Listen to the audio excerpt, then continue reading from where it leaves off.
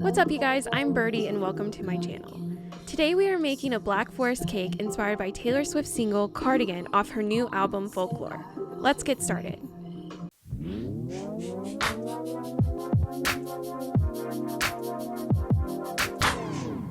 My vision for the cake was mainly inspired by the woodland scene from the music video, so the plan is to make a Black Forest cake that resembles a birch tree. First, we are making the dark chocolate cake batter that will be the base for our Black Forest cake.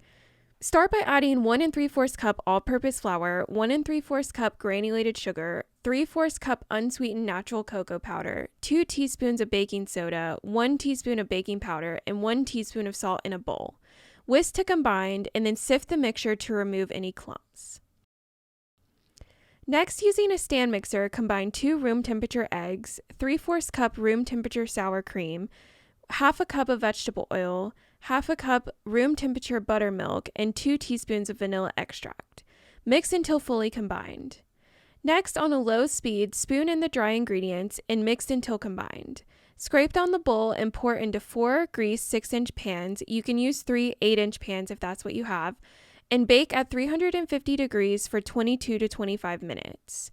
After the cakes are done, allow them to cool for about 10 minutes and then remove them from the pans to finish cooling down. For the frosting, I'm going with a plain whipped vanilla buttercream that will act as the bark of the tree. In the stand mixer, beat 2 cups of unsalted room temperature butter on medium to high speed for about 5 to 7 minutes until the butter is pale in color and has a fluffy texture. Scrape down the bowl and start slowly adding in 6 cups of sifted powdered sugar. Make sure to only use the mixer on a low speed to avoid making the sugar explode out of the bowl. Add in 1/8 of a teaspoon of salt and 2 teaspoons of vanilla extract. Whip until fully combined. Add in 1/4 cup of heavy cream and whip for another 2 to 3 minutes until light and fluffy. Cover and set aside until we start to assemble the cake. Next, we are going to be making moss cookies to really bring in the greenery from the forest. Using 2 rolls of store-bought sugar cookie dough, add in a generous amount of green food coloring. I use the leaf green AmeriColor gel food coloring. Mix until fully combined. You might have to use your hand for this part because the dough can be tough to work with if it has been chilled. To make the color more of a natural mossy green, I added in about 3 large drops of brown AmeriColor food coloring and mixed until the color was consistent throughout the mixture. Next, on a lined cookie sheet, start making irregular rounded shapes, leaving about 2 inches between each shape. The more uneven, the better. Bake at 350 degrees for about 12 to 15 minutes or until lightly browned. Once done, allow to cool completely.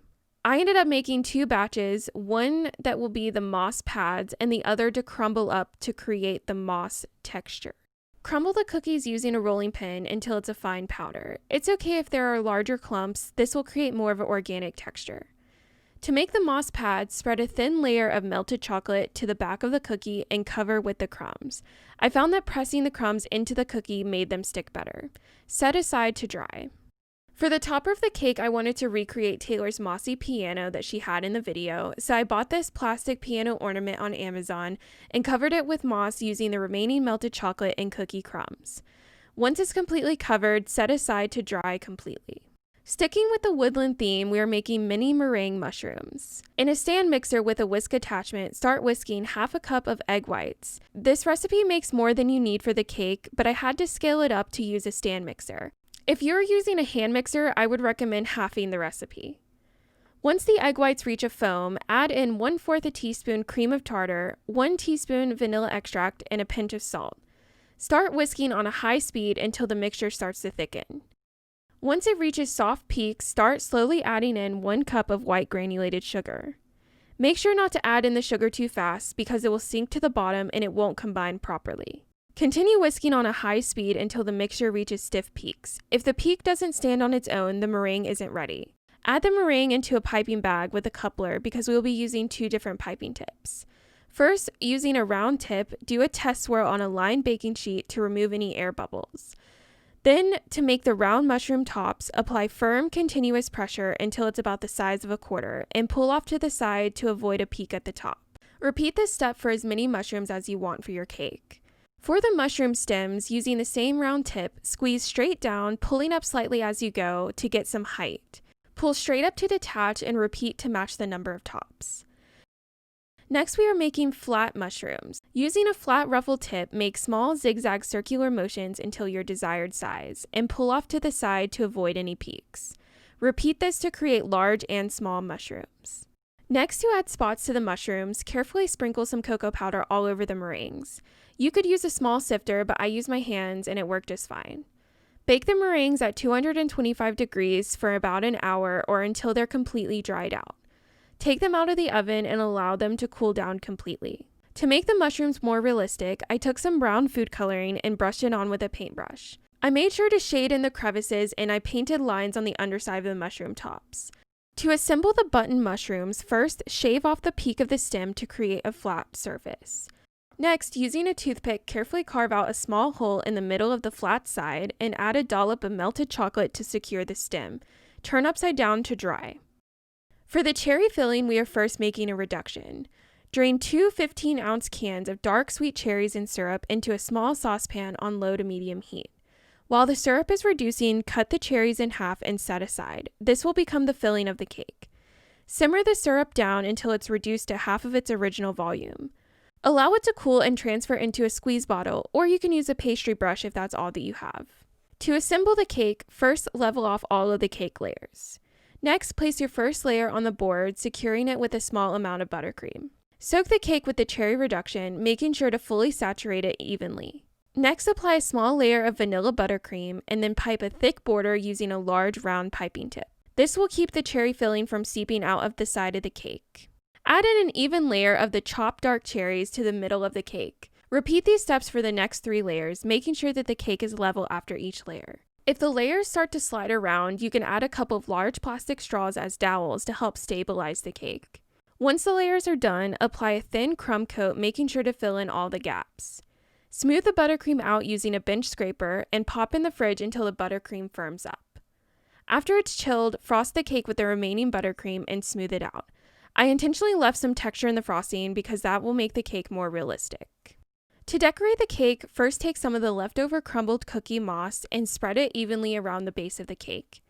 Using your hand or spoon, gently move the moss up the side of the cake, making sure that it sticks to the buttercream. Continue around the cake to create a finished border. Next, sprinkle some moss around the top edge of the cake, getting it as close to the edge as possible. Next, take one of the large moss cookies and place it near the front of the cake, letting it slightly overlap the side. Fill in the remaining space at the back of the cake by piecing together 2 smaller cookies or cutting a large cookie in half. It's okay if there's some gaps because they will be covered up by the top layer. Next, drizzle a small amount of melted chocolate in the center of the cake and place another large moss cookie, gently pressing it down to secure it into place. To add more detail, I carefully cut some of the smaller cookies in half and stacked them onto the side of the cake, securing each layer with melted chocolate. I repeated this 3 times around the bottom of the cake. Next, I started placing the mushrooms all over in a random arrangement. I dipped the stems in melted chocolate to keep them in place. I grouped the button mushrooms together and placed the flat mushrooms in between the moss pads to emulate how mushrooms would grow in the wild. To finish off the birch tree effect, I'm making carvings into the side of the cake using a toothpick. Taylor famously adds little Easter eggs into her songs and music videos, so I wanted to add a few of those to the cake. True Swifties will recognize the ones that I chose, and I want to see if you can guess all the ones I included and their meanings in the comments. After I added the carvings, I started drawing random lines to create the birch tree bark. Continue this in a random pattern around the entire cake, making sure not to press too hard so you won't expose the cake underneath. Next, take some brown food coloring and lightly paint in the indentations to bring the carvings to life. Make some of the lines dark and some light to give the tree a natural variation. Continue painting all around the cake to complete the bark look. Next, place the piano topper in the center of the cake and secure by dipping the legs in a small amount of melted chocolate. And that's the finished cake. I hope you enjoyed this Black Forest cake inspired by Taylor Swift's new single, Cardigan. Thank you guys so much for watching. If you would like to make this cake for yourself, the full recipes are in the description box below. If you like this video, please support the artist that was featured and like and subscribe to my channel. I'd really appreciate it. And let me know what song you would like to see next in the comments. I'll see you in the next video. Bye!